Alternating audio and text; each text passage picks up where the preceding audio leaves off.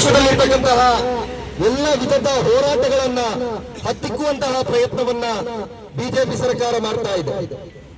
ಸಂಘ ಪರಿವಾರ ಅಥವಾ RSS ಯಾವ ರೀತಿ ನಡೀಬೇಕು, ಯಾರನ್ನ ಬಂಧಿಸಬೇಕು, ಯಾರನ್ನ ಜೈಲಿಗಟ್ಟಬೇಕು, ಯಾರ ಮೇಲೆ ಭಯೋತ್ಪಾದನೆಯ ಕೇಸ್ಗಳನ್ನ ದಾಖಲಿಸಬೇಕು ಅಂತ ಹೇಳಿ ಸೂಚನೆಯನ್ನ ನೀಡಿದಂತಹ ಎಲ್ಲಾ ಸಂದರ್ಭಗಳಲ್ಲಿ ಅದನ್ನ ಚಾಚು ತಪ್ಪದೆ ಬಿಜೆಪಿ ಸರ್ಕಾರ ಪಾಲಿಸ್ತಾ ಇರುವುದನ್ನ ನಾವು ಕಾಣ್ತಾ ಇದ್ದೇವೆ.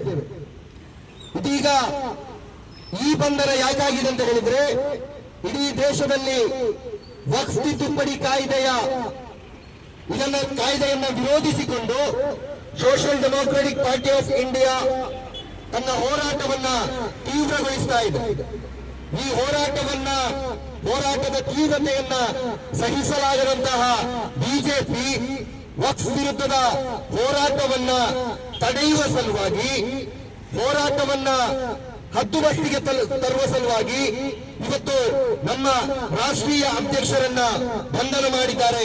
ಖಂಡಿತವಾಗಿ social Democratic Party of India ಈ ಬಂಧನವನ್ನ ಖಂಡಿತವಾಗಿಯೂ ಸಹಿಸುವುದಿಲ್ಲ.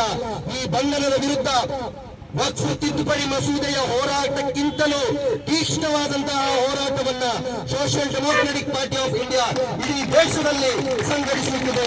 ನೀವು ತಾಕತ್ತಿದ್ರೆ ತಡೆಯಿರಿ ಅನ್ನುವಂತಹ ಸವಾಲನ್ನ ಇವತ್ತು ಕೇಂದ್ರ ಸರ್ಕಾರಕ್ಕೆ social Democratic Party of India ಹಾಕ್ತಾ ಇದೆ ಬಂಧುಗಳೇ.